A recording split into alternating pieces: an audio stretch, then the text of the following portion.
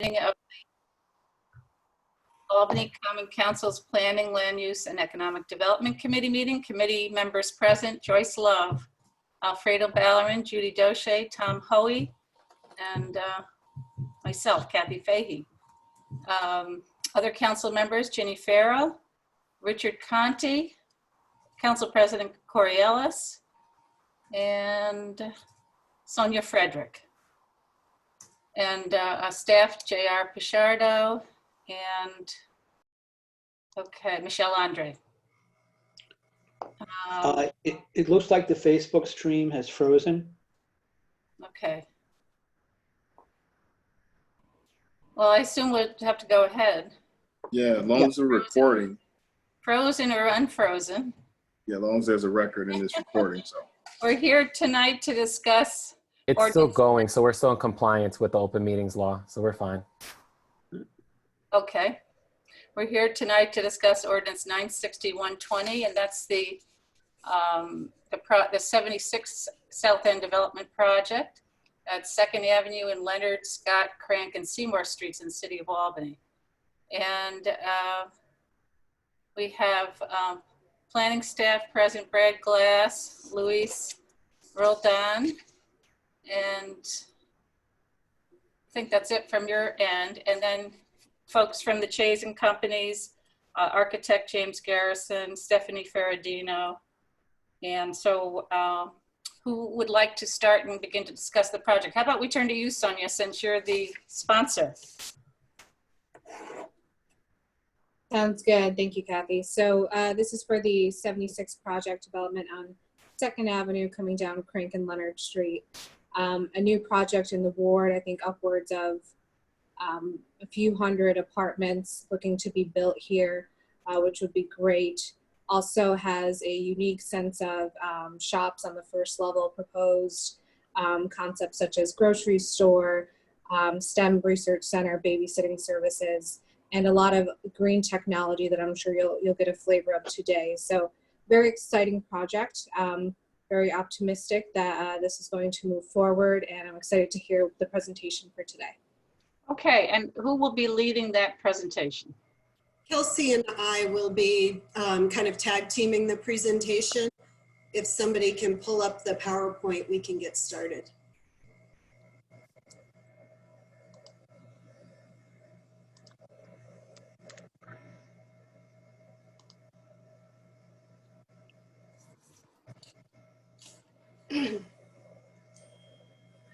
Are you guys seeing the full thing on your end? Yes. Okay. So Stephanie, I'm controlling it. Oh, you are? Yes. Okay, I didn't realize it. I'm only seeing, I'm seeing a partial screen and then a screen next to it with the notes. I don't know if you can go to one page just so it's a little bit bigger.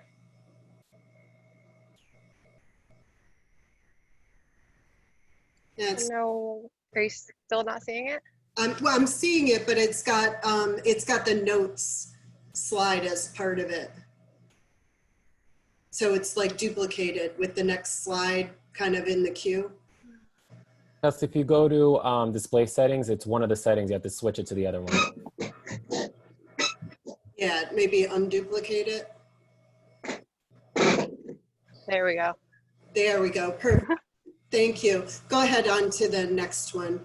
I think we've already talked about the teams, so we don't need to belabor that one. Next. Oh, hold on.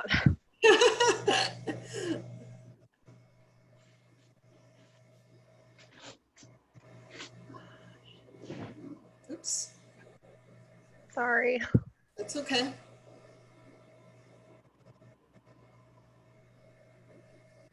Once she gets the presentation going, I'm sure my internet will go down.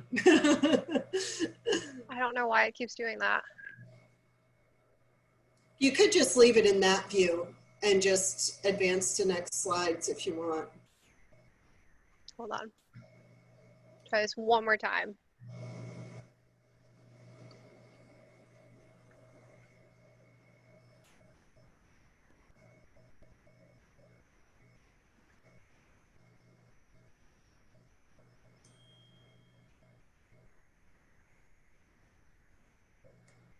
That looks perfect. Can you get it to advance?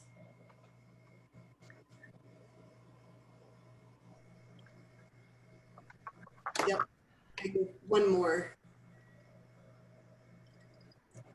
This is a location of the site. I think the chair already introduced its location. It's highlighted in white. Go ahead, next. This gives you an aerial view of what the development will look like upon full build out. And so as you see, we've got four buildings here located kind of in a step down fashion because the area along 2nd Street is up at a higher elevation and slopes down to Krank Park. On the right, you'll see just an image of what it will look like to be up on the rooftop at the restaurant, which overlooks the city of Albany. Next. Can I just interrupt? Absolutely not. Please do. Yep. Can we go back 2 slides to the site? Because Absolutely. while I have a general idea of this, you know, I do think that this is beneficial to be able to Locate it. locate it. So 2nd Avenue is Kelsey, can you use your pointer to highlight where 2nd Avenue is? right. Okay. And And then then which one is Krank and which one is Leonard? This is Krank, All right. Okay. and this is Leonard. All right. And then we And have then- Seymour So Street. down at the bottom there is the community school. That's a charter school, and then further down is the American Little League Park. Correct. Yep. And Okay. Krank Park is also down there. That's shown with the big circle in the center. Mm-hmm. Yep. And so when we talk about this being South End, I'm used to think about the South End as being along Pearl Street, and this is actually maybe about 10 blocks away from that. Is that correct? I think we're 2 blocks from South Pearl. Oh, really? Is that all? Yeah, Kelsey, can you show them roughly where the 2 blocks would be? Yeah, so see, you can see it right there at the bottom right-hand corner where Kelsey's moving her mouse. Uh-huh. That's Pearl Street. Okay. So that's helpful. Thank you. Yeah. Can I ask a question? Is the church that's in the Yep. background there, which church is that? Is that, I think I know which one it is, but Kelsey, is it St. Peter's? No. It's the church. There's Okay. there's It's a a Baptist church. Let me get the full name. Is it Our Lady, Baptist Church? all right. Is that going to be coming down? No. Isn't Okay. isn't that the Peter Young, one of the Peter Young facilities? Okay. Isn't it? It's Elijah Missionary Baptist Church. Oh, okay. All right, I would like to suggest that we try to hold questions and let them get through the presentation, then we can go back. Please go ahead. Sure. Go ahead and advance the slides and one more. So as you know, revitalization projects are economically very risky. This project itself has kind of like 3 very expensive components. One is that it's located in an area that does not have high land value. It's also going to be a project that's 60% affordable, which is a significant component of our project. And one of the interesting things about the project is while it's 60% affordable, the affordable units and the market rate units are interchangeable. So the only difference you'll see is in the rent bill for the affordable units. And you know, they rent out an affordable unit and then the next tenant might be a market rate unit. We all keep that 60% balance, but the units aren't distinguished by affordability versus market rate. And then the other component is sustainability. And so this is something called a triple net zero project. And it's unique in that nobody's done a triple net project in the United States, let alone in New York State. And so Albany will be on the forefront of really amazing sustainable development. And the triple net comes from energy sustainability in the areas of water, energy, and what am I blanking on, Kels? Waste. And waste, yes. And so Kelsey will take you through the triple net components a little further in the slides. And so where there is economic risk, but also the need to revitalize an area, what municipalities typically offer is an increase in either density for land mass or increase in height for projects. And it helps just make the project economically feasible. We're asking to switch zones primarily because we need that in order to make the project financially feasible. Slide. We're losing you, I think. Losing me. Can you hear me now okay? Mm-hmm. Okay. So the parcels that are included in the zoning map amendment are all of those parcels on the block, with the exception of the ones that involve the church properties. And so you'll see here highlighted in red, 32 properties that would be involved in the rezoning. And it's just, I just want to point out at the top along 2nd Avenue, maybe Kelsey can highlight these with the pointer, are lots 15 and 16. Are the only 2 properties that we don't either own or have under contract to purchase. Those 2 property owners at this point want to remain in their homes, and there's nothing we can do about it. And so we've designed the project around it. If they decide to sell at some point, that portion along 2nd Ave is what we're calling phase 2. We're going to build phase 1, and that's buildings B, C, and D first. And then we will build building A, which is the one that runs along 2nd Avenue last. And so if they decide they want to sell sometime between now and when building A goes up, then we will change the design. If they decide not to sell and they remain in their homes, we'll just simply build a reduced size building that only covers the lot that you see here, that large lot under our control. And I'll show you the outline of the design at a little bit later slide, but just wanted to put that kind of bug in your ear because I know change is difficult, but we are not forcing anybody out of their home. We own or control all the other properties. There are tenants in some of the properties, and those tenants have been offered space in the facility. Go ahead to the next one. So this shows you on the left the existing zoning, and it's a combination of mixed use neighborhood edge shown in the light blue, and then townhouse zoning, and that's shown in kind of the lavender area. And you'll see the proposed change we're seeking is mixed use campus institutional, and it's really just an extension of what's already on the top third of the parcel, a mixed use. Major difference is that mixed use campus institutional allows a maximum of 8 stories on their buildings, whereas mixed use neighborhood edge just allows 3. Other significant difference, and part of the reason why this zone was chosen, is for the use. And so one of the uses that we think is really, really necessary in this area is a small grocery store. And that grocery store would be located within commercial portion of this project. Slide. So one of the issues that some of the neighbors have raised is just a concern about what's the impact of rezoning and how does it affect my parcel? And obviously it's the 2 parcels where we don't own the property and we don't have it under control where those questions are arising. Their uses won't change. Their single family home will remain a single family home.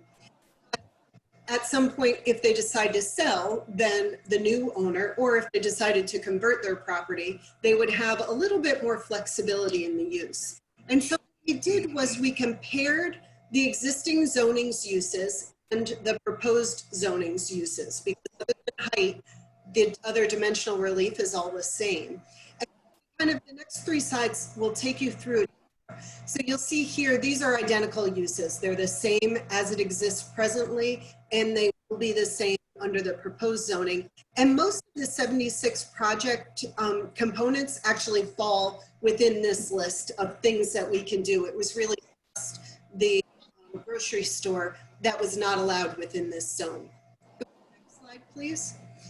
These are the uses that are conditionally permitted uses. And it's important to note that for seeker purposes, if any of these types of uses came before, say the 76 project never happened, but you had already rezoned the property and somebody wanted to come in and propose a school, well, the school would need to go through the conditional use process. So it would undergo its own project-specific seeker in order to determine if it was feasible.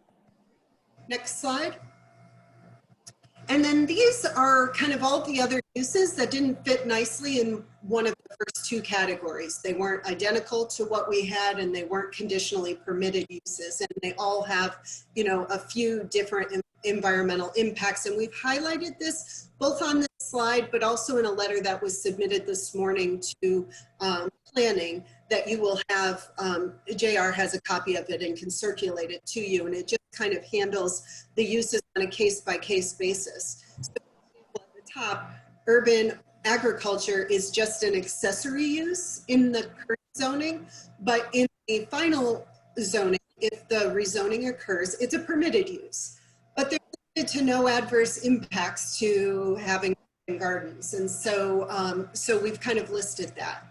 It's also important to note that of these uses, most of them don't actually fit within the site. So a lot of them are allowed as accessory uses, and you'll see that in the third line. So you can't have a plant nursery on its own. It needs to be an accessory use. And you can have a drive-through on its own. It obviously needs something to go with it. And so, so the accessory uses and many of these other uses simply just wouldn't fit within the site because they either would need a principal permitted use along with them, or the site just isn't configured right. So a hospital will never go at this site because it's just simply not big enough. It's located on a slope. For many reasons, nobody would ever choose to site a hospital there. Next slide. And this is a table which shows the difference, like in the dimensional relief between the 76 project and simply the zoning map amendment. And you'll see the 76 project is actually more impactful than the zoning map amendment because we are seeking, we will need two variances, one for lot coverage because we're over by 2%. And then the other one's for the front setback of that phase 2 building, the one along 2nd Avenue, building A. And we have been asked to contemplate and redesign the building in part related to some issues that were raised by planning. And so one of the things they asked us to do was pull it further away from the street edge, which allows visually for people to see the church that is located there in that beautiful structure. It also allows it sufficient space for the CDT bus stop that will be located there. And it just pulls the presence of a tall building a bit away from the streetscape, which has less impact. The other thing that the planning board asked us to do was to step that building down, to take off a layer of that front part running along 2nd Avenue and to flip it onto one of our back buildings that's located on the slope. And so we've taken off the portion along 2nd Avenue, and you'll see this in coming slides, and we flipped it onto building B. So building B has a portion that's 8 stories and a portion that's 7 stories. Next slide. So there are a bunch of standards that we need to meet in order to be able to be granted a map amendment, an amendment to your code to begin with, and then you'll see there are 2 additional criteria. So I've listed the criteria or the standards at the top with letters, and then our responses in the rest of it, and I'll just kind of try to flow through these. So the first is consistency with your comprehensive plan. 22 years of real estate development experience, I've never been involved in a project that has met each and every goal articulated in a comprehensive plan, but this one does. It's pretty cool. The Albany 2030 vision outlines 6 vision statements for the city of Albany. First is safe and livable neighborhoods, and that's certainly what we are creating here. As you know, there's been a lot of unrest, violence, even just within the last month on 2nd Avenue, really right across the street from where this project is offered. And we think the vibrancy of having both the commercial uses and residential use and activity on the street will help create a much safer, more livable neighborhood here in the South End. We have components of the model education system with the STEM project that is proposed for the bottom corner, building D, right across from the charter school. So there will be a portion of that first floor dedicated to STEM education, and right across from it, there'll be a daycare center. We believe that this will create a super vibrant urban center. This type of building is really unique and unusual, as you'll see when Kelsey takes you through it. It's got all kinds of interesting components, including a hydroponic garden. We're proposing that you decommission Scott Street so we can create a pedestrian area so that people on beautiful nights be hanging out and walking through the area. There are components of multimodal transportation. We blow the green city criteria literally out of the water on a national basis here with this project. And I'm sure the nation will be looking towards this building for how to design other buildings within the U.S. And certainly both the commercial components, the ability to live and work in the same area, the jobs that will be created both in the construction phase as well as once the project is established, provide for that last component, which is prosperous economy. Next slide. One of the other things that this project is bringing to the South End is food. So this area is located in what the comprehensive plan calls a food desert. See the map.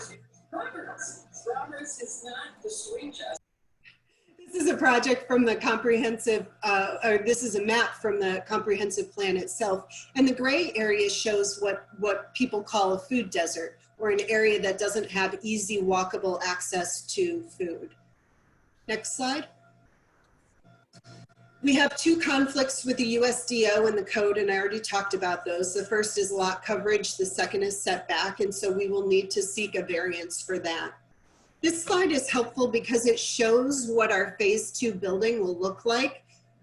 The first is kind of, you know, what we hope the building will be, and the second is a reduced scale size, which shows the 2 properties outlined in red where the owners have no interest in selling.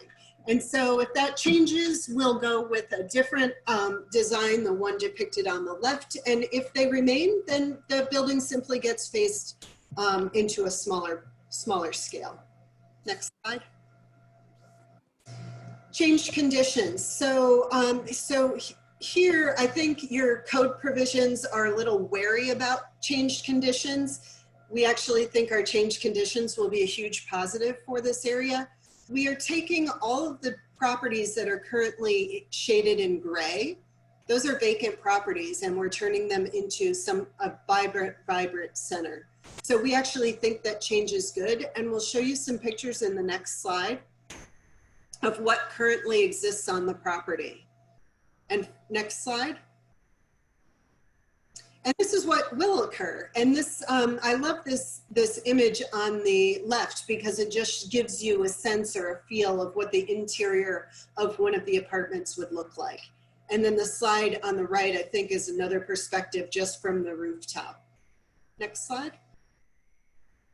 So the next standard is whether this addresses a demonstrated community need. And I'm not sure that we could document this even better if we had, you know, thought of this 20 years ago. But in July of 2007, the city of Albany adopted this Capital South plan. And really what the plan was a plan to get private investment into the South End. And in the 13 years since this plan has been enacted, no significant private development has been offered in the South End. And so the city, in recognition of that, actually in November of this past year, hired MRB group in order to analyze this plan and kind of look at what are the parts of the plan that really make a lot of sense, what are the components that have changed, how has our city changed in the 13 years since this plan was developed. And so the MRB group will actually be creating a new South End neighborhood plan. So it's clear that the city has been behind development in the South End and certainly is seeking investment and actively trying to pursue that. So we believe we fully meet this standard. Next slide. And so compatibility of uses or efficient development and logical and orderly development patterns, I think these two go hand in hand. You'll see on the left the apartment variety. So we've got everything from studio apartments to penthouse suites to 3-bedroom units, 2-bedroom units, and 1-bedroom units. And some of the 3-bedroom units are actually a 2-bedroom unit with an additional studio attached to it. And that's for that college kid that you just can't seem to get out of the house, or for an in-law who maybe needs some independence and privacy, but also a little bit of support from their family. And so those types of units will all be offered. And this is the apartment variety and the unit mix that you will see. And again, it's 60% affordable. And then the neighborhood resources are all of like the cool, interesting components of the project, including grocery store and medical healthcare facility with a salon. There will be dry cleaning. There'll be opportunities for co-work space, as well as, you know, cool kind of life play things such as fitness center and a pool and a rooftop restaurant. Educational components will include the STEM and the daycare, as well as an aquaponics garden, which we think will be a huge educational opportunity for people within all of the city to come and kind of learn about how, you know, how aquaponic gardens, you know, the fish are swimming down below and the kids will be able to look through a glass wall and see the fish. And the fish waste helps fuel the garden, which is grown up above the water. So very, very interesting, unique components. Next slide. I'm going to turn this over to Kelsey for a bit, and she's going to take you through some of the cool components of the project, as well as some of just the impacts on the environment. Okay, so the next standard is significant adverse impacts on the environment. And as Stephanie said, this project is targeting to achieve the highest levels of sustainability with triple net zero, and will also incorporate elements of passive house design. And so this section view kind of shows some of those components. So there's going to be solar canopies above each of the buildings. There will also be canopy or solar panels on some vertical faces of the buildings. There will be air vents here to bring in natural air for the passive house design, a potential for wind turbine, and then just really unique components to achieve the net zero water and waste. And so because of this type of design, we will be significantly reducing environmental impacts overall. So when it comes to air, we don't anticipate any negative impacts. In fact, the sustainable components will significantly reduce carbon emissions, which will improve overall air quality. In terms of noise, we've incorporated many design elements to mitigate noise impacts. So as you can see here in this image, we have developed an elaborate landscaping plan, which will include extensive street trees, as well as trees within the pedestrian plaza. There will be green roof areas on portions of the lower building roofs. And all of that vegetation on site will help to absorb sound. And then in addition, the 2 loading docks, which will be one along Leonard Street and one along Krank Street.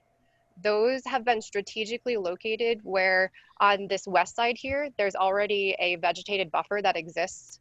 And then also on the Krank Street side, as you can see, the majority of the houses actually have frontage along the downhill Odell Street side, as opposed to Krank Street. So we strategically located those loading docks in that way. And then in addition, as required by the code, we will be providing a densely vegetated buffer at both of the entrances to those loading docks to help to absorb sound.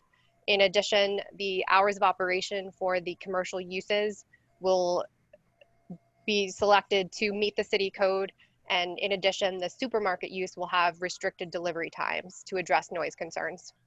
And then lastly, because this development will actually be done through modular construction, there will be a significantly reduced construction duration, and that will minimize temporary noise impacts associated with construction. As we've discussed, the project will be designed to achieve net zero water design, and to do so, we first will be reducing potable water demand by application of very efficient technologies, and then we will be balancing that demand that's drawn from the city infrastructure with on-site reuse for gray water and irrigation, as well as on-site treatment for reuse. And overall, that will significantly reduce the discharge to the city's combined sewer system.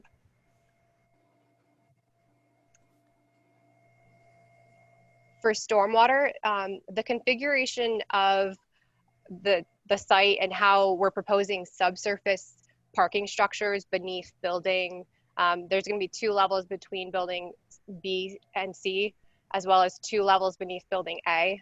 So that subsurface design actually allows us to design all of the courtyard areas to basically function like green roofs. And so they will have vegetated areas as well as storage areas to both treat and detain stormwater. And so to achieve triple net zero, the project will actually capture and store the entire 100-year storm event in these areas for reuse on site. And then in addition, we're also proposing a separate offsite storm sewer extension within Seymour Street. And that will greatly reduce the discharge to what currently exists as the combined sewer system along the adjacent roads.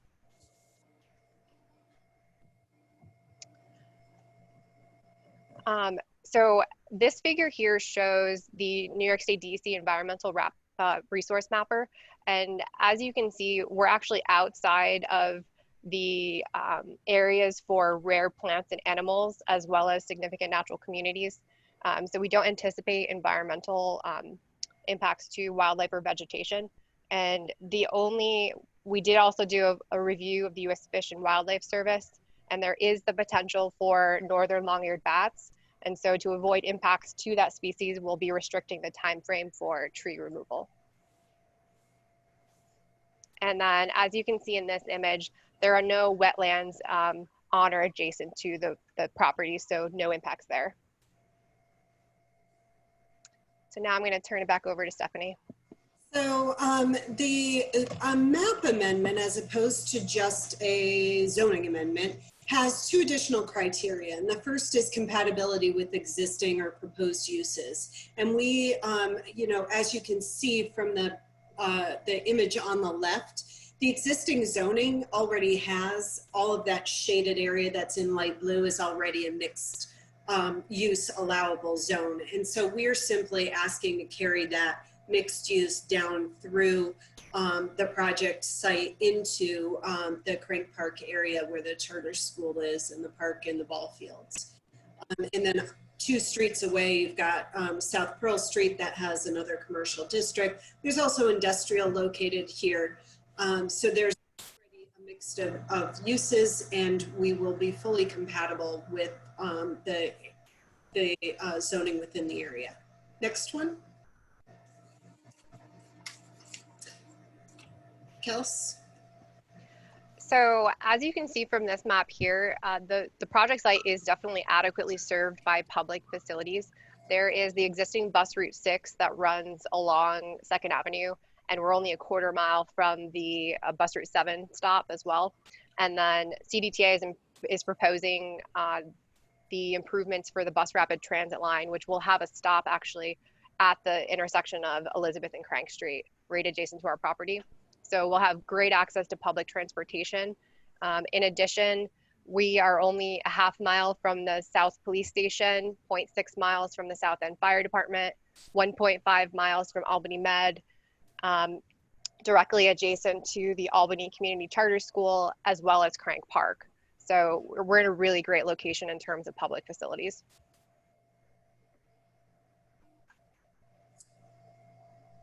Is this one mine? Yeah.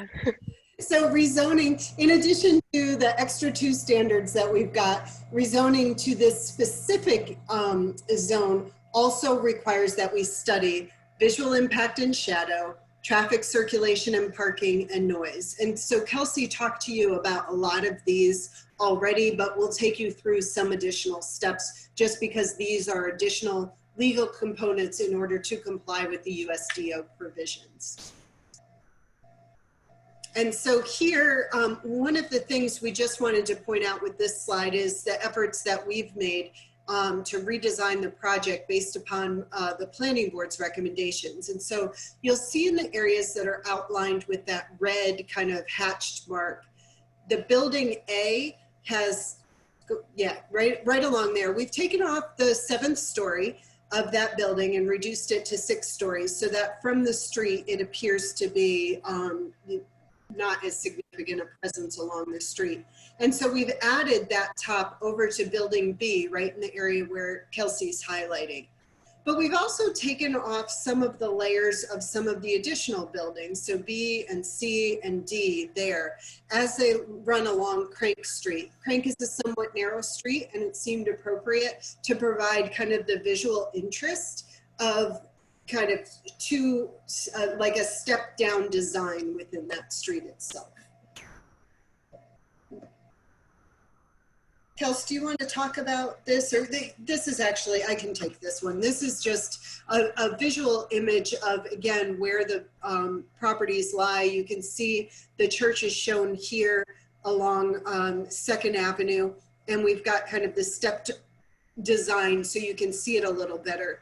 I believe that the restaurant is located at building B, which is in this area. And so one of the things to just note is that those panels track with the sun, and so they shift and move a little bit. So the step down actually provides us with some really interesting area underneath. Provides some shade, but they also have kind of this patterned light that comes through. Just a really, really interesting place to be up, probably not on a night when it's 90 degrees and humid like it is tonight, but you can imagine a beautiful summer evening where it's 70 degrees being up on the roof, having dinner. Next. And this is kind of on the left-hand side, we show what exists presently. And this is Scott Street. This is the street that we're gonna ask you to decommission. And on the right is the proposed view. And so this area will have a lot of space in between building B and C. And it will create a really interesting pedestrian area that will have chairs and benches and places for people to be outside having their lunch or doing some work on a laptop. And there will also just be a flow of people in and out as they utilize the commercial spaces that are located on that first floor. Next slide. This is a view just showing you kind of that pedestrian walkway that is intended to be created. You'll see there's a cafe off to the right proposed that'll have some street seating for take sandwiches or salads out. Next slide. Next one shows you the view from 2nd Avenue. And so you can see it as you're looking at the church, and you can see how the building is stepped back from the church. And I don't know, Jim, if you want to jump in here and just talk a little bit about the balconies and the green that's located. This, I think, is a really great image to demonstrate, some of the design components. And Jim's our architect who designed this beautiful building. Well, the facades of the buildings have balconies, and they're continuous balconies. They stretch all the way across the faces of the buildings on the north and south sides. And in some cases, they have some solar panels attached to them, but most of the time they have growing trellises and planters that are fed with rainwater that's collected on the roof. And the idea is that you can go to a little garden center down by the aquaponics garden, and someone can assist you in selecting plants that will grow in your particular location on the facade. And you can actually put a tray in, and you can plant blueberries or aromatics or whatever you like. But the idea is that we change the way in which we bring nature into buildings, and we start to make them much more balanced with regard to the natural world around us. Those balconies, though, do a lot of things. I mean, noise pollution in urban buildings in urban settings is a really big problem. And what these balconies do is they break up sound, as opposed to, imagine a glass building, which is purely reflective and just bounces everything right back at you. This diffuses that sound. It keeps the sun off of the facade, so that when the south sun is rising on a day like today, that facade is in shade. And it also just so happens that when you assemble a modular building, you can use these balconies to bolt it together. But that's the purpose of them. They serve a variety of uses, but light and planting and sound are their major contributors. Jim, would you also just talk about the energy efficiency component of this building? Because I think it's like super interesting and something that would be helpful for this, this entity who's evaluating the environmental impacts to be aware of. Well, so a net zero building means that it has to make it has to make as much energy as it uses. And I'll tell you that we've been working at this for a long time. It's been, we have never been able to get net zero outcome from buildings over 4 stories. This is the first time. We're up to 8 in this case. We sort of average around 7. And this is the first time we've been able to do it. And we've been able to do it because the solar panels are really efficiently constructed and thought through. And we're getting better and better at making buildings that are energy efficient. So one of the things that this building can do, Kelsey pointed out that it has these air vents that run through it. And it moves a great deal. In the spring and the fall, it can move a great deal of air through the building. So if you open your window or you open the door to your balcony, and really all these windows are really door sized and can be opened up rather completely. A great deal of air passes through the apartment, and that has a lot of great uses. It makes for a much healthier interior, particularly since we know something about how viruses hang out in air these days. But it also takes cooking odors and all the things that build up out of the apartment. But during the spring and the fall, it allows us to shut down the air conditioning and the heating for a total of 4 months because of the amount of shading, the amount of insulation, and so forth. So the building becomes open to the world around it. And it's a kind of comprehensive way of integrating all these features and attaining a net zero outcome. And it's done digitally as well. Each one of these building components is modeled and tested according to how the sun will hit it and how the dishwasher will add heat to the interior of the apartment and use electricity as it runs. So it's a very comprehensive program. Stephanie, the other thing we probably ought to talk about is the water systems. So I have received an education on this building because the evolution of water systems in our cities is really interesting subject. It's really just starting to really push us along. And across the world now, the most progressive positions people are taking is this idea of distributed water treatment systems. That is that you, instead of having a single large water treatment system that's for municipal, that covers a municipal area, we start to break down our water treatment systems for sewage according to smaller parcels, so that we can always have capacity And we can, and particularly in a city like Albany or, you know, where I live in New York, the combined sewer overflow is constantly discharging everything from pharmaceuticals and microplastics into our water systems, including raw sewage. This building won't do that. It holds all of these things. It filters its black water. It has a complete filtration system, and it has what's known as a constructed wetlands within the boundaries of the site walls, and which virtually don't know is there. And the building basically recycles its water, which is another one of its requirements to be a net zero building. And the other piece is Stephanie and Kelsey were talking about is a comprehensive waste stream, you know, in terms of recyclables, in terms of organics and compostables, and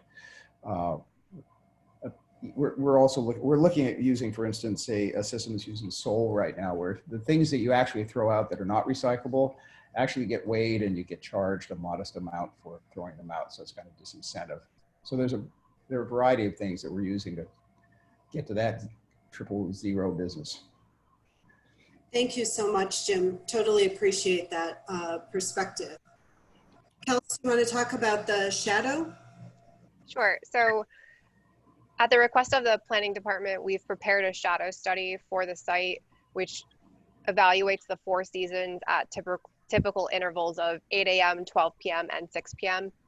And so this image here shows what the shadows will look like during the spring solstice. And so as you can see at 8 a.m., the shadow projects into the vegetated area along the southern portion of Leonard Street and onto actually a property that's owned by South End Development in the center, and then onto the commercial properties that are along 2nd Ave. And then at 12 p.m., the shadow projects almost completely just within the right-of-way of 2nd Avenue and will not impact the adjacent properties. And by 6 p.m., the sun is already setting. So this just gives you an example of that study. And so the next 2 things that we evaluated were traffic and circulation. And so we've prepared a detailed traffic, parking demand, and transportation demand management study. And this report analyzes both the existing conditions as well as proposed, in addition to temporary impacts due to construction. So in analyzing the existing adjacent intersections, they're actually all functioning very well with existing levels of service ratings of A and B, which means that there's minimal delays. And so as you can see in this image on the right, we've strategically located the access points to the site and dispersed them along the 2 side streets of Leonard and Krank, so that we can avoid concentrating traffic movements on any one road. And so this configuration will result in less than 50 vehicle trips to any one intersection approach, which creates minimal increases in vehicle delays of actually less than 10 seconds. So we expect very minimal impacts. The image on the left shows our anticipated construction access route. As you can see, we're less than a half mile from the off-ramp of 787. So the construction access route is very short. As shown here, we'll come in off of 787, go north on South Pearl, west on 2nd Ave, and then again, having those 2 side streets and Scott Street, which we will be decommissioning, we'll be able to have 2 separate access points to come in on Scott Street to distribute that flow. And then in addition, we're also proposing modular construction, as we had indicated. And so while this will have some detailed logistics associated with the delivery of those modules, this type of construction has the benefit of a very condensed construction timeframe. And so we anticipate a significant reduction in construction traffic over a typical construction style. And then the last thing is parking. So the first major decision that we made in design of this project was to locate all of the off-street parking for the development subsurface below the buildings and courtyards. And so as you can see in these 2 figures, these are the 2 levels of parking that will be built as part of phase 1. And so Building B is here, building C is here, and then building D below. So it basically covers the entire area from B down to C and those courtyards that are in between. And so at full build out, there will be 263 parking spaces required, and we're actually providing 250 spaces. So we're just below that requirement. And we recognize that it's a little bit lower than what is required, but we will be implementing a very comprehensive transportation demand management plan to promote reliance on public transit, carpooling, bicycling, and really trying to limit the use of single occupancy vehicles. And we're also going to be creating a project site that will be highly walkable, and we'll have several nearby bus stops, including that new BRT line.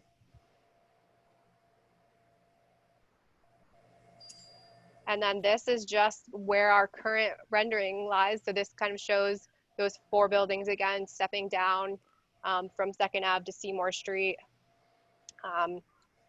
This area in the middle is still evolving, but and in our research, what we've determined, the aquaponics portion, we're actually going to move it inside so that we can operate it full time throughout the year. So there will be a greenhouse in this area.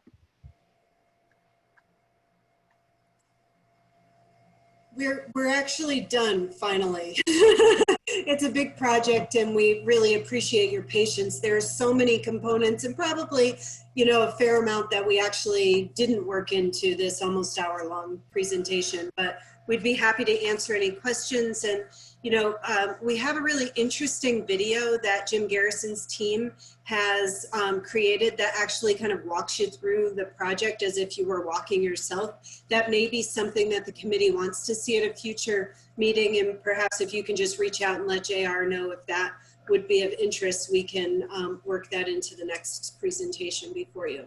But I think people would really enjoy that. I noticed Jaquin, you're here. Yes, I'm here. Good evening, everybody. Did you want to make any additional comments before we get into questions and comments from committee members and council members? I just want to say, thank you for allowing us to present and, working with us on this endeavor from the lead agency side of the secret process. I think that, this project is something that I feel like I've dedicated the last 10 years of my life towards, between all the various job opportunities I've had and the experiences I've had. This is something that I really believe in. One of the houses that we were shown, I grew up in. I lived on Leonard Street for 20 years. And so I lived in the South End for my whole life outside of going to college. So, something like this for me is, it makes a decade of commitment and sacrifice and not having fun and not being all over the country with the rest of my friends from school. But I think this is an opportunity for me to really not only demonstrate kind of what my vision was, but what I see the vision for our city and the future of our neighborhood. So I'm here for any questions if they may arise. And thanks for hearing us out on this long extended presentation. Okay, thank you very much, Jaquin. So I'm going to turn now to committee members for questions, comments. And I'm having trouble seeing you folks. Let's see. It looks like we have Tom Hoey and Joyce Love and Judy. All right, Tom. Sure, this was fantastic. I'll tell you, Jim, you've done a great job. I'm very impressed. The zero energy use has blown me away. It'll put Albany on the map. I have about 10 questions. I'm going to just limit it to 3 because I don't want to monopolize all the time.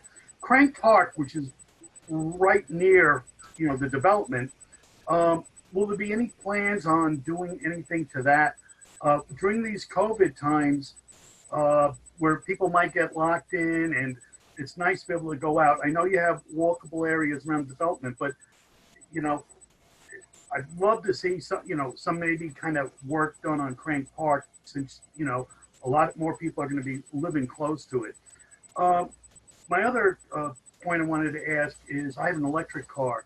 Do you plan to have some kind of electric car charging in the garages? Stephanie, I see your head going yes. So, Yes, of course we are. yes. Great, because I'm hoping someday that there won't be gasoline cars. Everything will be electric. It's definitely the way to go. And my last question, I guess, and Jim brought up about the air. What we're finding out now with the COVID is having the really good HEPA filters. Is there a plan to do that in this development? Tom, we're not going to recycle air. We are going to expel it and use an energy exchanger so that the heat or the cool, the heat from one airstream gets passed to another. So we don't really need HEPAs for this. Although in the office right now, we're working on a HEPA workstation that takes your breath and filters it while you're working. But you asked about electric cars. So we had a conversation about this the other day, because the electric cars, we'll certainly have electric car stations, but we're also thinking of some kind of subsidized program where we can provide people with some of these alternative electric vehicles, whether they're electric bikes, the little Rebel scooters, or three-wheelers. We're finding a lot of people in our neighborhoods, particularly elderly people, are able to obtain much greater mobility if they have access to these things. So we're looking at that. We have to come up with a plan. We talked about this last night about the battery-assisted bikes. Right. It's a state law, but it's something that, as a committee, we were talking, we might do something about. But you're on the right track. Thank you so much. Joyce, did you have comments? Who else? Judy, I know you have comments. Go ahead. Joyce, Alfredo, and Judy. Oh, What? I believe you had. I think Joyce is having difficulty on her end. She mentioned that it looks like she's having some type of difficulty. She was trying to respond to you. Sorry to interrupt. okay. Judy, do you want to go ahead? Yes. So this is a very exciting project, and I'm very happy to see it. I think it's bold. I do have some concerns about impact on adjoining neighborhoods. But the first thing I want to get clear on is what are the standards? What is the council's role, and what are the standards that we are supposed to be applying? And I think that there's actually two issues that we need to be dealing with, and somebody needs to correct me if I'm wrong about this. I believe that we are approving ourselves, or have approved ourselves, to be the lead agency for the purposes of the environmental impact, which then would mean that we need to make certain determinations under that law with regard to whether, I think I'm not an expert obviously on this, full review and what kind of accommodations or what kind of adjustments might be made. So that's one issue, I think. And the other issue then is the actual approval of the zoning text and zoning map change. And then again, you've mentioned some, as you went through, you've mentioned some of the standards. But I think that we need to be looking at the specific language ourselves in the USDO and making sure we're applying it and we're in agreement that this project meets each one of those issues. So that's my first question. I do have a number of other questions, but I want to have us all be clear about what is this committee's role and then what is the Common Council's role.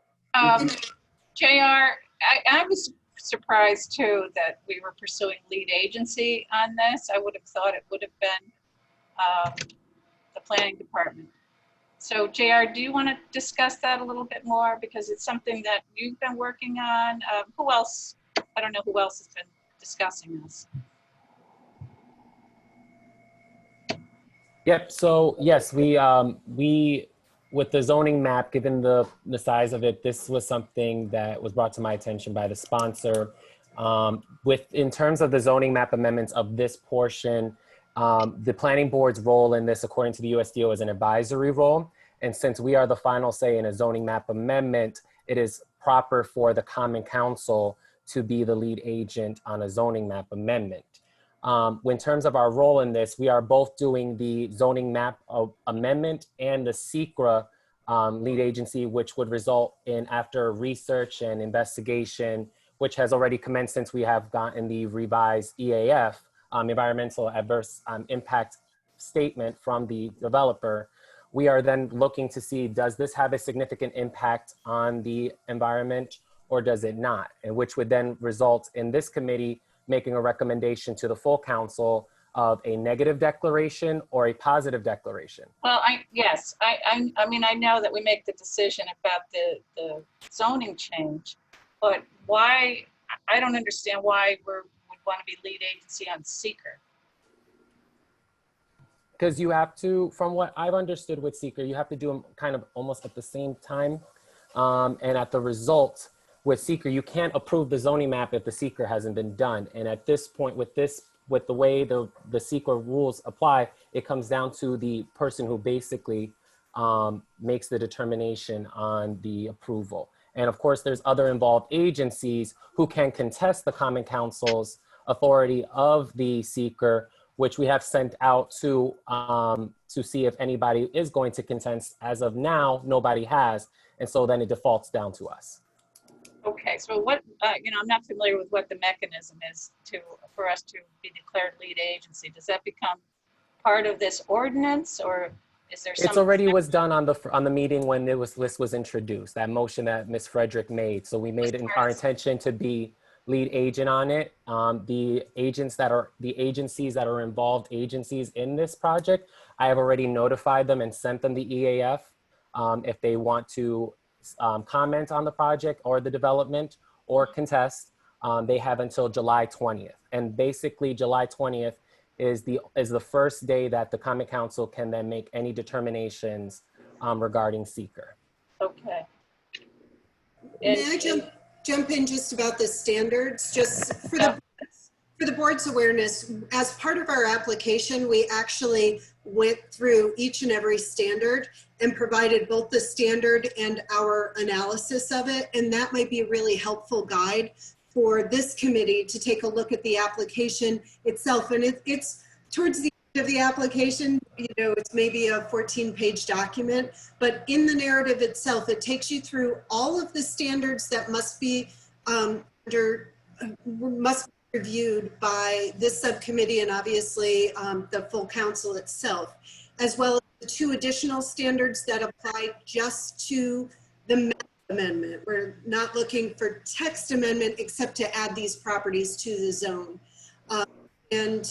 So all of that's in the application that we made, I would say maybe a month and a half ago. Okay, so that's This might be a helpful document because it really just kind of walks you through I think there are 8 or 9 different standards. And so that was how we built tonight's presentation around those standards. And you'll see them kind of in the orange color lettered A, B, C, D, as we were walking through the comprehensive plan consistency, those types of things. okay.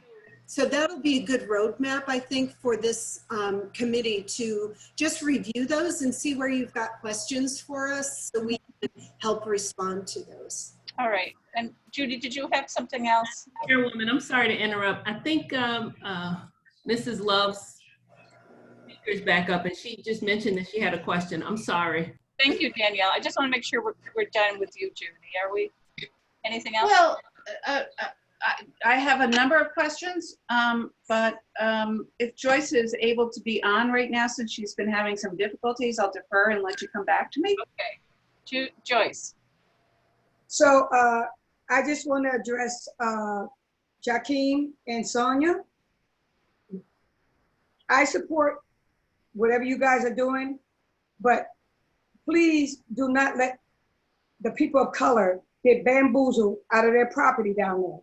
Because I have family and I have friends.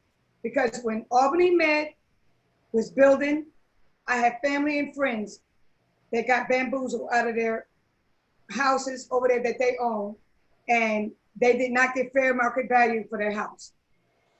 So again, I will support this, but I will only support it only if you make sure the people of color are taken care of.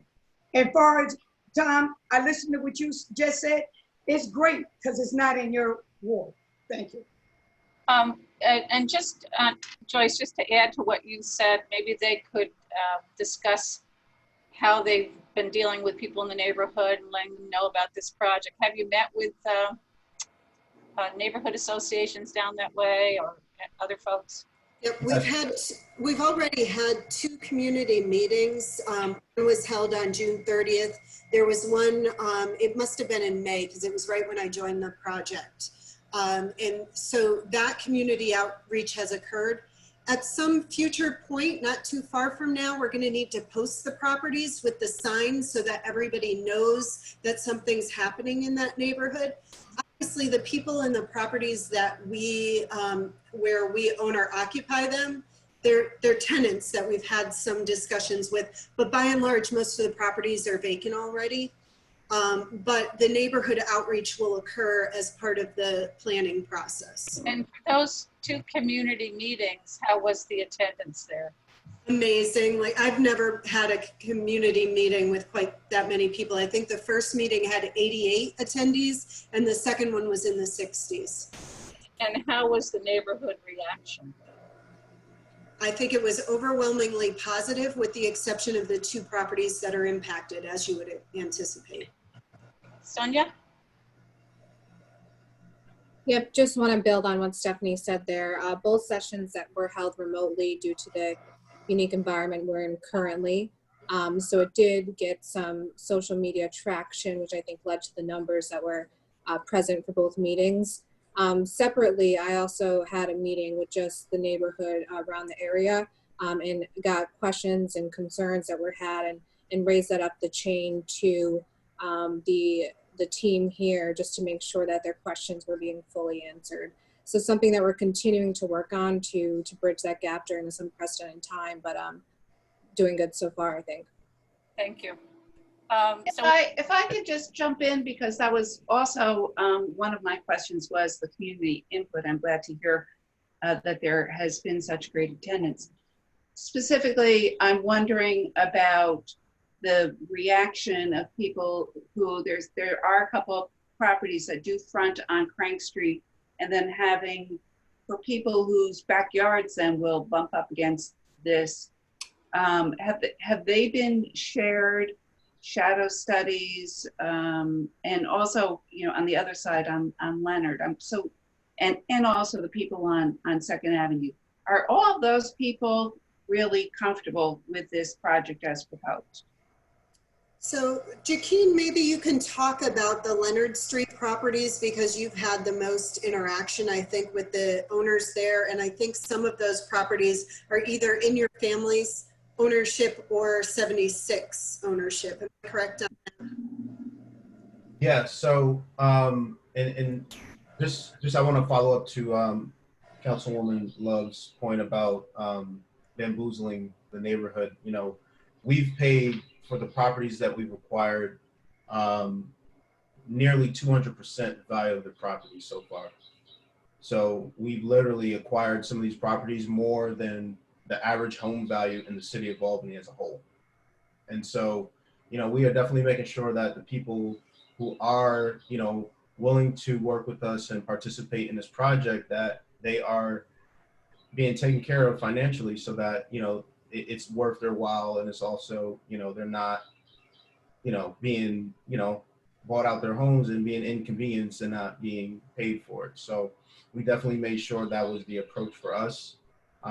And, you know, we wanted to take care of these people because, you know, they're also investing into the property, into the project indirectly. So, but in terms of the greater community, one of the things that we had to do according to the USDO was to submit and bring in the community people within a 250-foot radius around the project site. So we sent them all letters through mail and invited them to the community meeting. And so, you know, we really made sure that they were there. You know, again, we're in unprecedented times. We've had 3 community meetings. We had one in 2018, and we took that feedback from the community, which was mostly positive, but we made a lot of changes. We've been paying attention to the times, and we see what the future could be. So to fully answer the question, we followed the guidance of the USDO, and we gave people significant amount of opportunities, and we will continue to give opportunities, especially as we get advised as what we can do in the community. Joaquin, can you, just to follow up on the cost, this is a grant-funded project? Can you talk a little bit about how you're financing this project? Yeah, so this project is it's going to be a series of stacked capital. So it won't be just grants. Unfortunately, grants are not significant enough, and also grants kind of put you into a box of only doing low-income housing, which we believe that low-income housing is something that has been a detriment to our neighborhood.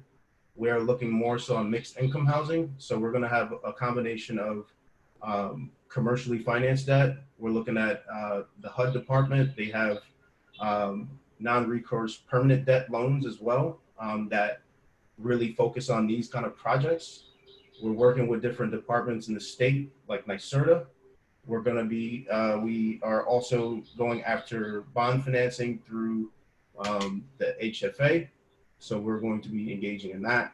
We also get significant amount of tax reduction and tax financing through our energy implementation on all our systems and all our products. So this will not just be a one source project. This is going to be a very stacked invested project, including personal and private equity. So again, this is going to be a combination of many different sources of capital. Okay. Alfredo, I think you had. Although Kathy, I think that we got a little off on my specific question, and I thought Joaquin was going to be answering the question about his interaction with residents along Leonard Street, I thought. Okay. Like I said, we engaged the community at the community meetings. We outreach to the people within a 250-foot radius, which includes Krank Street, Odell, Leonard, 2nd Ave, and direct engagement. And so on top of that, the people who are willing to engage, we've talked to them, we've heard their questions. On Leonard Street itself, there are only 4 houses that live there, one being my mom, and the rest we own. And so, we're talking about, a radius of a neighborhood that may only have about 25, 30 houses there, with less than that of people actually living there. So it's a very small, kind of scattered, and it's like a bunch of missing teeth with vacant lots and abandoned houses. So to answer the question, for the people that have engaged, we've talked to them directly. And to your point, on Krank Street, there's only one house that sits on Krank Street with a front yard. We've talked with them. We've engaged with that family. On the Odell Street side, we've talked with a couple of the owners who've been willing to participate and engage. But overall, I think we put our best foot forward in an engagement. And like I said, we're going to continue to reach out and engage. And just one thing for the committee to understand, the zoning map amendment requires a public hearing on our end as well, which requires the 250. So us as well will be notifying people within 250 feet of the project to come for our public hearing. Okay, thanks, JR. Thanks, Joaquin. Alfredo, did you have a comment? Yeah, I had a couple. Some of the questions have already been asked, so that's good to hear. One of the questions I had is this: you stated that you're going to be 60% affordable. What are those rent rates? Because affordable has so many different tones. So I want to know what would be the rates: 1 bedroom, 2 bedrooms, and 3 bedrooms. That's one question. Yep. So Joaquin, I think I'll punt this to you. Sonia asked a similar question, which was raised during the meeting that she had with the community. And Jaquine actually provided a chart. The only thing I remember from the chart is that the lowest rate for a studio apartment for an elderly person was, I think, $450. And so that was the low end of it. And I think that the 3-bedroom, which is at the high end with somebody who had the 60% AMI, was maybe around $1,300, but I could be completely off on that. And Jaquine may have those numbers more top of mind. I focus more on the land stuff, but that's just what I recall. Yeah, so I just shared that actual image with JR. And, you know, because we're going after HFA funds, when we say affordable, that is HUD specified, New York State specified affordable rates, and they're based upon the rent limits and fair market housing limits. So we're not just throwing the word out there and using it loosely. We actually have to go by the standard at which New York State sets. So if JR, once you get that, if you could pull that up, you can kind of see not just the rent rates, but also the household income that will qualify for certain rates. Yep, once I get it, I'll pull it up. I haven't gotten it yet. No problem. So while we're getting that, I'll go on question number 2, if that's okay. Yeah. I was reading through the 97-page document that was emailed earlier today, and when I looked at it, it was what I found was Block 1 had 21 1 units and 21 2 units, and Block 2 had 14 1 units and 14 2 units. The presentation states that there's 33 3 bedrooms. When I mean, I apologize, not units. That you had 21 units that were 1 bedrooms that were in Block 1. You had 21 1 bedrooms, 21 in Block 2. You had 14 1 bedrooms and 14 2 bedrooms. The presentation said you had 33 3 bedrooms. I just want to know how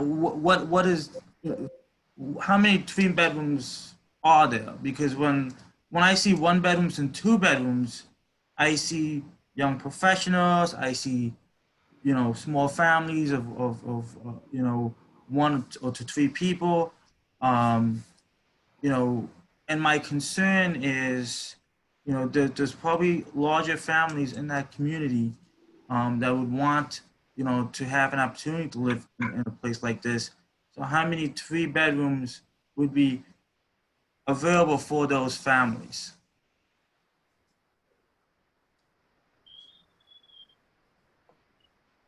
I muted myself. Jim, do you want to talk about the unit components? Yeah, the mix is deceiving because one of the published documents shows the 3 bedrooms in their split fashion. That is that the studio and the 2 bedrooms show independently. The 33 threes are comprised of a unit that has a master bedroom with a small kitchenette that can be separated from a 2-bedroom unit via a vestibule. And the idea behind that is that if you're aging in place or your family shrinks or your family grows, we've got some flexibility in terms of the way to make apartments available. So there's some confusion in the numbers, but those 33 are available. The other thing, and you know, right now these are rental apartments, and that's the way the funding is structured. But we've been discussing ways in which equity can be built up in these, and the ideal for this kind of situation is that if you are aging and your family starts to shrink, or you want to make some income by renting out a portion of your apartment, if we can get to the point where ownership of these buildings tenant ownership becomes a possibility, this gives us tremendous flexibility. So that's the idea, is to build flexibility into these apartment types. Thank you. I've received the thing, so I'm ready to show it now.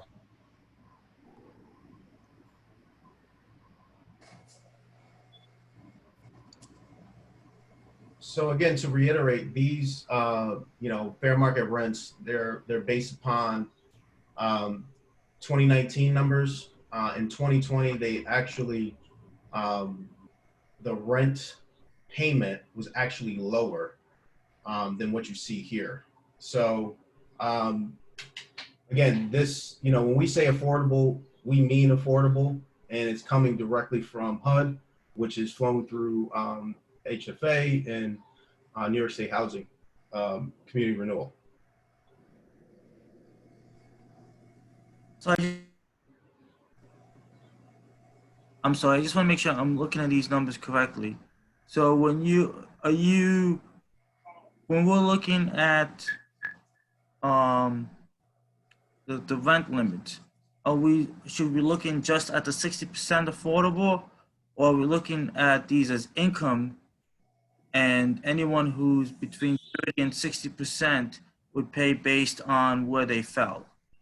So for the program that we're going after, when we say affordable, we're focusing on affordable and workforce housing.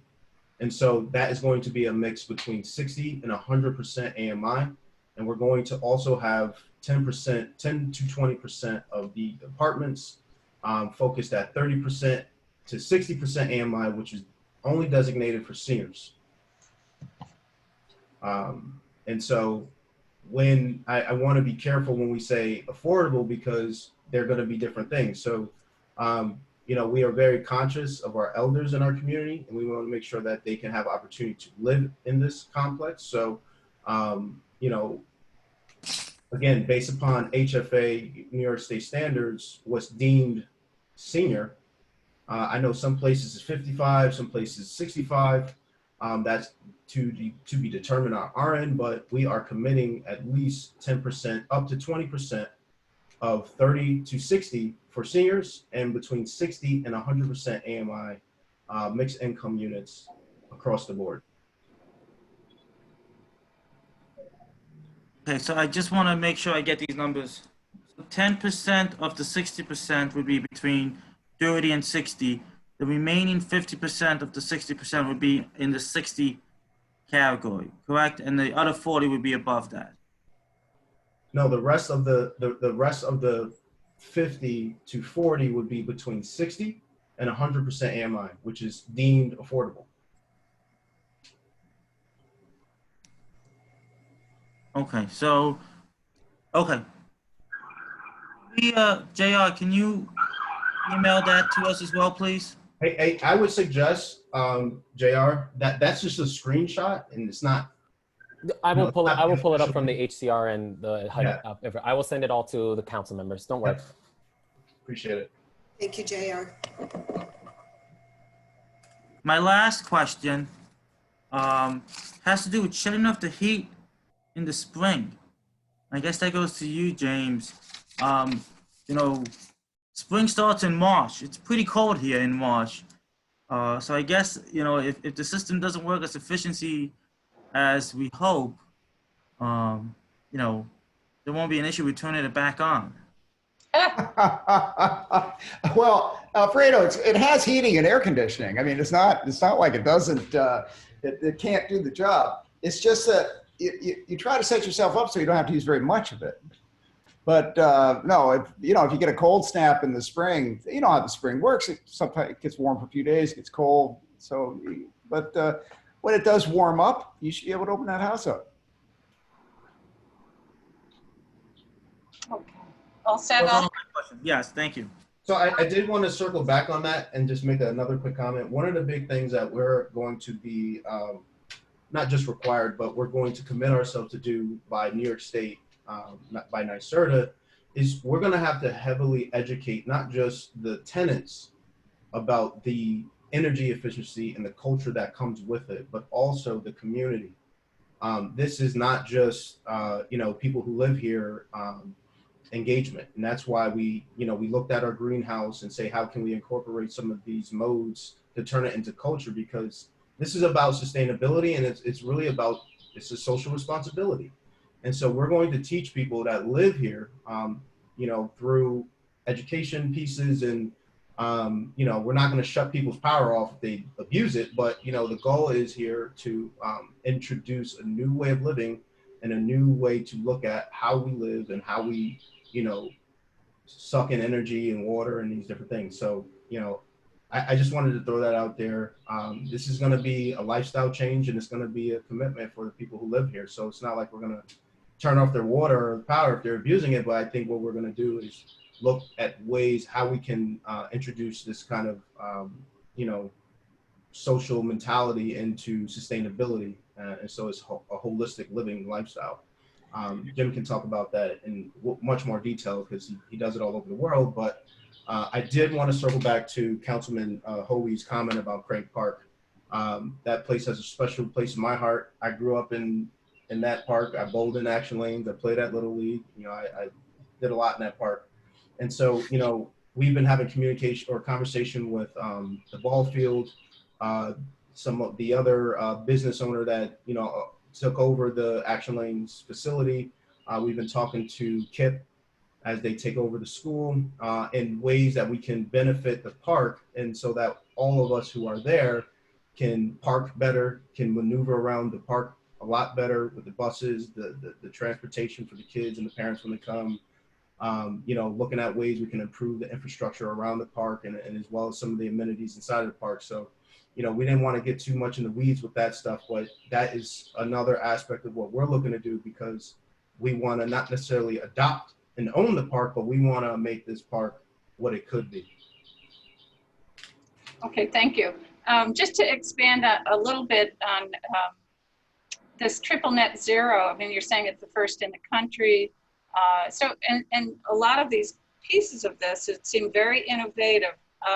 Have all the different pieces of it been done elsewhere successfully?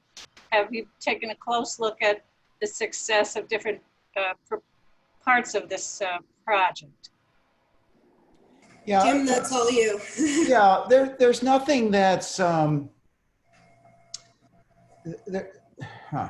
This was an interesting question. Almost all of it is known technology that's being used in sophisticated ways, let's say. So for instance, the heating and cooling is an electric heat pump, and it has controls that allow the heat to, for instance, be moved from one side of the building to another. So if the sun's shining on the south side and it's cold on the north side, that system can actually balance the heat demand across the building. So that's known technology, but it's being used with a little more sophistication here because of the way the sensor system's set up. Rotating solar panels, that's been used. That's out there. There's one thing that is a little, well, and then there's something called a solar thermal glycol panel that goes underneath the solar panels. That's also been used, but it's pretty rare. It basically takes the efficiency of a solar panel from 20% to 85%, and it makes hot water, and hot water gets distributed. That's been done, but it's rare. You don't see it every day. The one thing that is truly unusual is to take that hot water that we make during the summertime, because the thing is, we make more hot water during the summertime than we can use. So, and you all know about geothermal. You've probably heard about geothermal systems, and they're basically using the Earth's heat to absorb and give back to your heating systems. Can you speak up? I'm sorry. Yeah. Sorry. Mike must not be so good on this computer. There's a common technology for the last maybe 20 years called geothermal ground sourced heat pumps, basically. And what it means is that you take heat and out of the earth, or you put it back into the earth. Earth becomes a heat sink, which it is anyway. I mean, that's what it is for all the time. But it sits around 60 degrees, 58, 60 degrees, and that's much better than 25 degrees or 20 degrees in the wintertime. So you could get some heat there. But what we're going to do is we're going to make a geothermal well field underneath the building at the parking lot, and we're going to use that summer heat, and we're going to bring the temperature up within safe limits a little bit, and then we're going to draw that back down in the winter time. And that's fairly unusual, and that's definitely a new technology. So You're gonna take the heat from the summer and we're going to make a slight increase. We're going to store some of that heat with very deep well points, which is the common technology. It's just being used a little more scientifically than it used to be. So instead of, we're actually going to maintain the Earth's heat at a steady state by using this system rather than draw it down, pump it in, draw it down. So we're using it a little more aggressively. Okay. So this is something that's been used throughout the world. We did our first system like this about 25 years ago at Bard College. We've gotten a lot better at it. They work much better now. okay, thank you. Yep. I'm going to just turn to other council members if they have any questions. Ginny, I see you. Judy, you have more questions? I'm all set, thank you. Okay, thanks, Ginny. How about Corey? I see you. Hey, Yes, Judy, I was. you're on mute. Judy, we'll come back to you. So I'm interested in the groundwater discharge, where that is discharging to once you've retained it. It looked like it was going to go across Krank and maybe Seymour Street or something like that, I think. Yeah, so we have what the plan is that we're going to actually capture and store all of the stormwater on site for reuse within the building as well as irrigation purposes.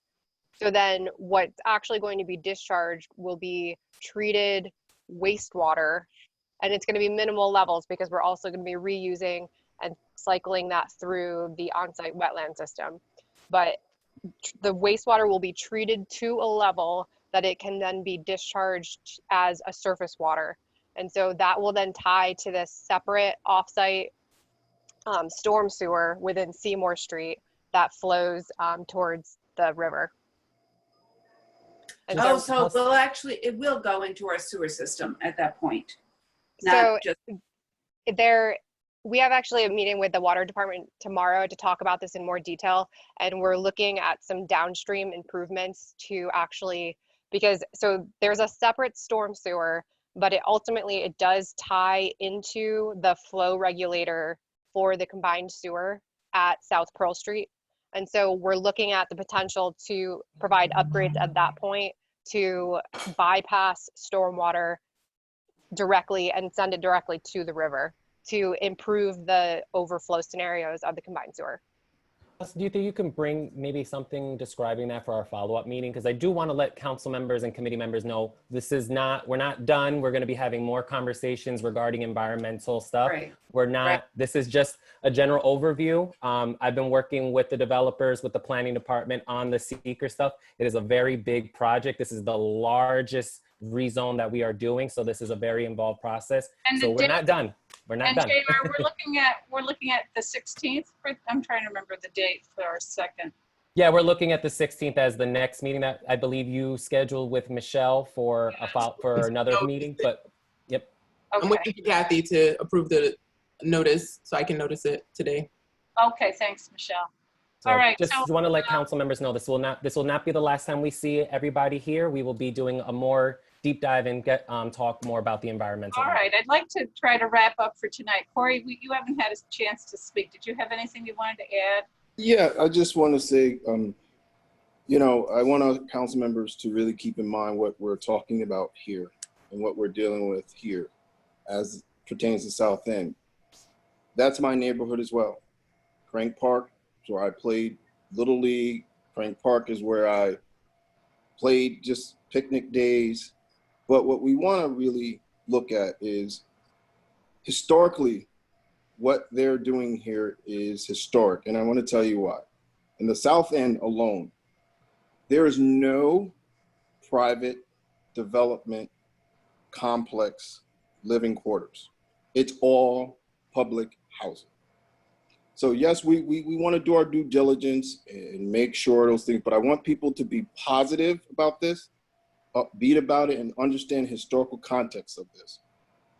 And in a community like the South End that has been ravished with crime, the unemployment rate is high. The median income in the South End is probably $20,000, if that. To have a project, a developer come in, and not just come in, a kid from the neighborhood, partner up with another kid from the neighborhood, partner up with the team they put together, and provide a private development of a complex that is looking at not only just where people are going to live, but efficiency and energy, letting people in those communities who generally don't think about green space and what that means, and saving energy.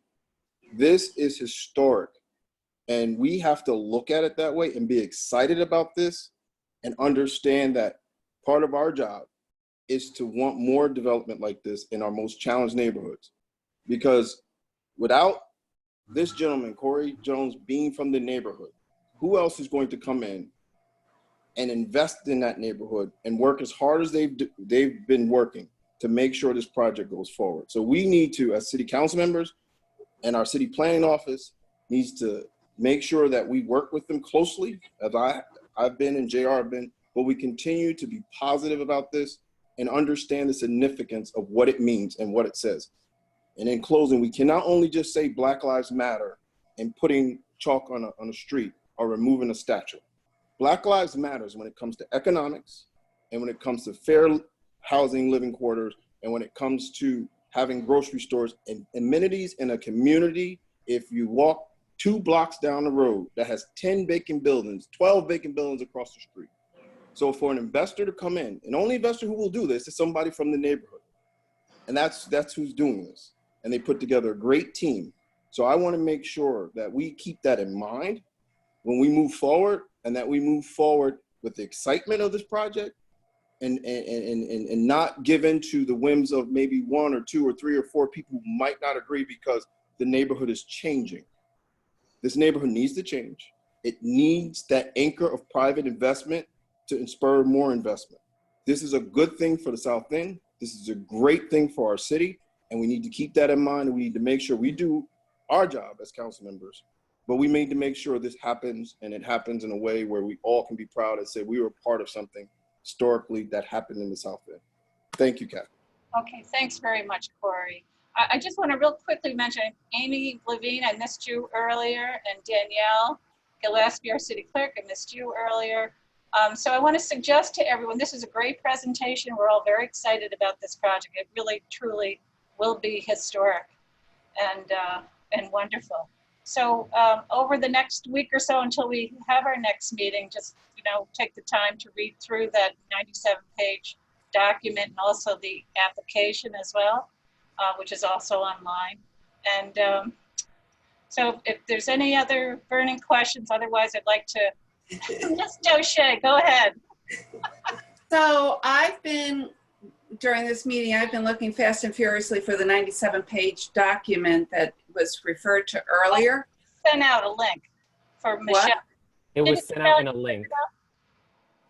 Michelle? It was an email from JR, I think, around Yes, I also sent the link. 8:36. The reminder emails, right before the Zoom info, there's a link to all of the documents. Yeah. So It's a very big document that I wasn't able to just send it out. It had to be linked through OneDrive. Okay. So Okay. I'm making a note too to make sure that I'm hoping it's already up there, but as of tomorrow morning, to put all of the project documents onto our development review page that all the members can access, as well as the public. So. Oh, thank you, Brad. So is the document, when I got the notice, I saw something that said the ordinance. It's just I thought it was just the ordinance. I just resent you the document just so you would have it. All right. Stephanie, did you have a comment? Yeah, just to the extent questions come up from anybody on this call during the week, it would be helpful for us to have those. So if you want to filter them through JR, send them directly to anybody on our team. It'll help us prepare what we should be talking to you about at the next meeting. So as questions arise, if you think of something that you wish you had asked earlier today and you want to just pass that along, our team would love to have that information ahead of time. Okay, Tom? Hey, real fast, I wanted, Brad, will the PowerPoint that was shown tonight be on the website, or is that something we can get? It was a really nice PowerPoint. We will be sending that out. We will be sending that out. All right. Thank you. And we have a motion to adjourn. Motion made. Seconded. Seconded by Alfredo. Thank you again, everyone, and I wish you a very good night. Thank you so much. We appreciate the time tonight. Thank you, everybody. Thank you, everyone. Have a good